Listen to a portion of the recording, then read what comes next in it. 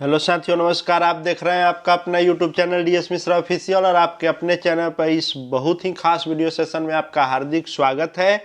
और इस वीडियो में मैं बात करने वाला हूं कि शिक्षा विभाग द्वारा जो यह आदेश संचिका संख्या 4207 निकाला गया 22 नवंबर के दिन, जो बिहार के शिक्षकों के प्रोन्नति के संदर्भ में निकाला गया कि सेवा निरंतरता मिलेगी और उस आधार पर आपका प्रमोशन होगा।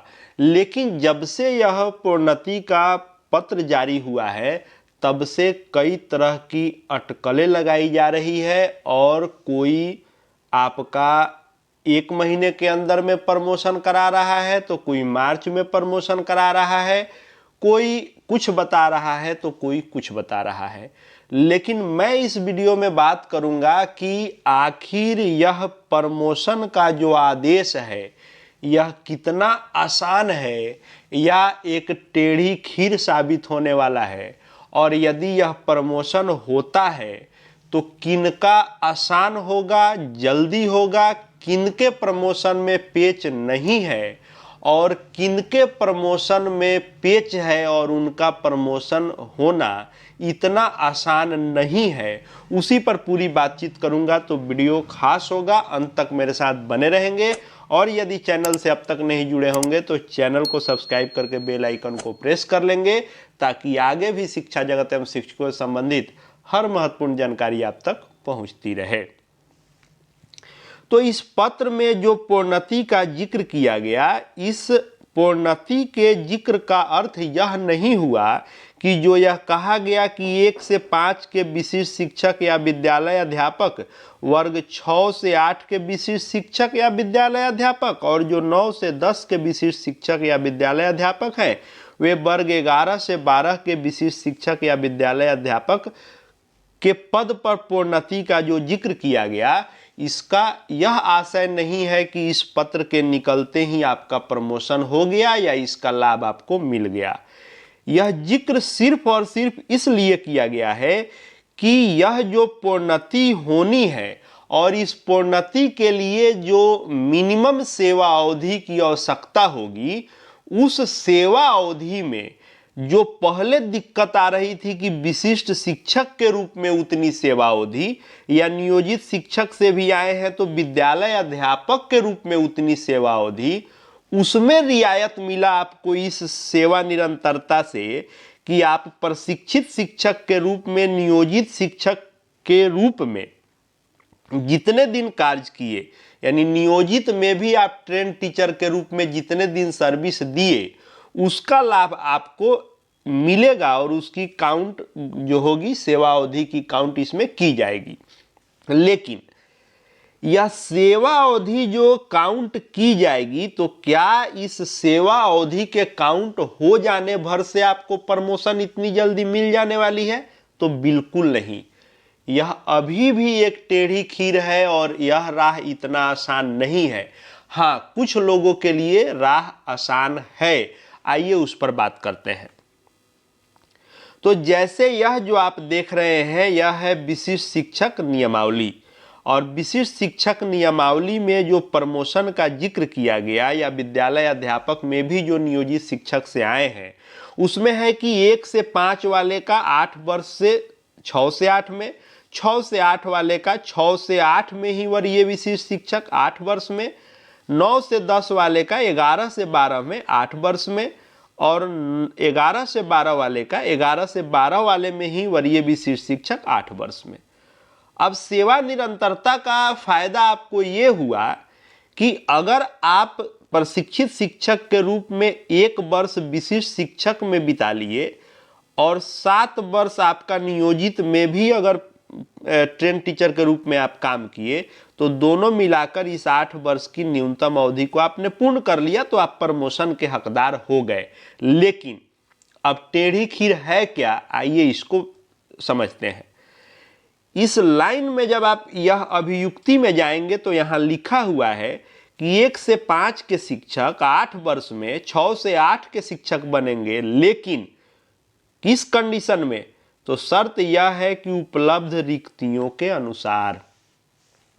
फिर जो उस पत्र में जिक्र किया गया कि वर्ग 9 से 10 के शिक्षक 11 से 12 के शिक्षक बन जाएंगे 8 वर्षों की सेवा के बाद, तो सेवा अवधि तो आपका हो जाएगा, क्योंकि पूर्व की सेवा अवधि जब काउंट की जाएगी। लेकिन यहां भी जिक्र है कि उपलब्ध रिक्तियों के अनुसार।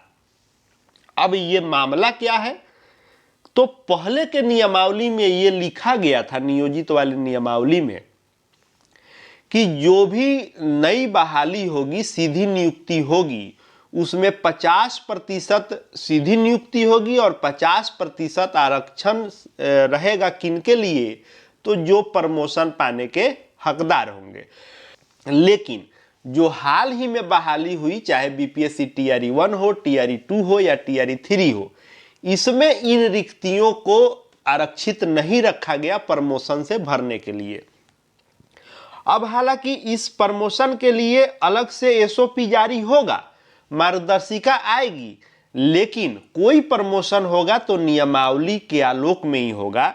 तो नियमावली तो कह रहा है कि उपलब्ध रिक्ति के अनुसार। तो अब मान लीजिए कि 1 to 5 के शिक्षक जो 6 to 8 में जाने वाले हैं, उस 6 to 8 में उन विषयों में उतनी रिक्ति जब बनेगी तभी जाकर प्रमोशन होगा। फिर 9 से 10 के शिक्षक जो 11 से 12 में जाने हैं, तो 11 से 12 में उतनी रिक्ति बनेगी तभी जाकर होगा। और इसी बीच टीआरई 4 की भी बहाली की जा रही है। तो यह इतना आसान नहीं है कि पत्र जो जारी हो गया, यह पत्र जारी करके सिर्फ आपको इसका हकदार बनाया गया है, यह हक मिल नहीं गया। उसके बाद आप यहां भी देखेंगे तो इसमें भी एक शर्त लगा दिया गया कि अधिकार के रूप में किसी भी प्रोन्नति का दावा नहीं किया जा सकता है। यानी ऊपर जो 4207 आप पत्र देखे, वह आपका अधिकार नहीं हो गया। अब उपलब्ध रिक्ति के अनुसार और अन्य शर्तों को देखने के बाद शिक्षा विभाग के यह हाथ में है कि आपको कब बनाता है। यह आप अधिकार के रूप में दावा नहीं कर सकते हैं। यहां लिख भी दिया कि सभी प्रोन्नति उपलब्ध रिक्तियों के अधीन होगी। अब मान लीजिए कि विभाग एक तरफ घोषणा भी कर दिया कि आपको प्रमोशन दे दिए, और दूसरी तरफ कहेगा कि रिक्ति ही नहीं है, जैसे जैसे रिक्ति होगा वैसे वैसे करेंगे।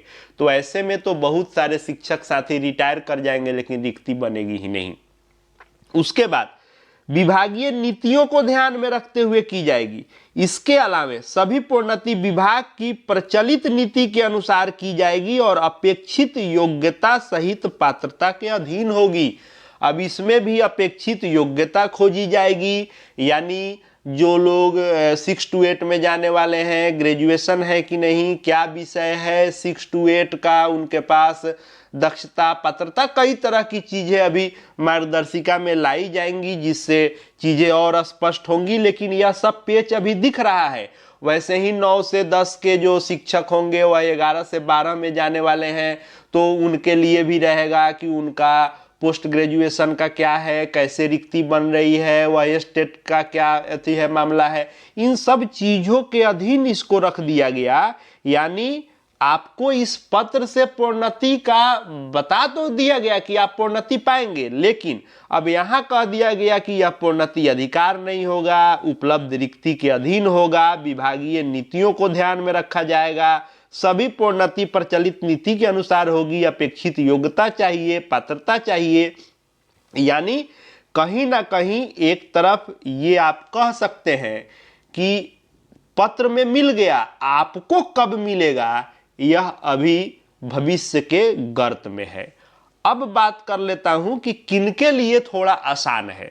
हालांकि पत्र में अभी उसका जिक्र नहीं है, लेकिन बहुत जल्द वह आ जाएगा, क्योंकि जब सेवा निरंतरता मिलेगा तो किसी एक को नहीं मिलेगा, सबको मिलेगा। आसान किनके लिए है वह देखिए। 1 नंबर और ये 3 नंबर, ये मुश्किल लग रहा है क्योंकि यह उपलब्ध रिक्ति के अनुसार है। लेकिन इसमें 2 नंबर और 4 नंबर के जो कोटि के शिक्षक हैं, यानी जो 6 to 8 के शिक्षक हैं, उनको किसी प्रकार की अलग रिक्ति की आवश्यकता नहीं पड़ेगी। क्यों? क्योंकि वे 8 वर्षों में अपने ही 6 to 8 में वे वरीय शिक्षक हो जाएंगे, और यह होगा स्वस्थानिक उत्क्रमण।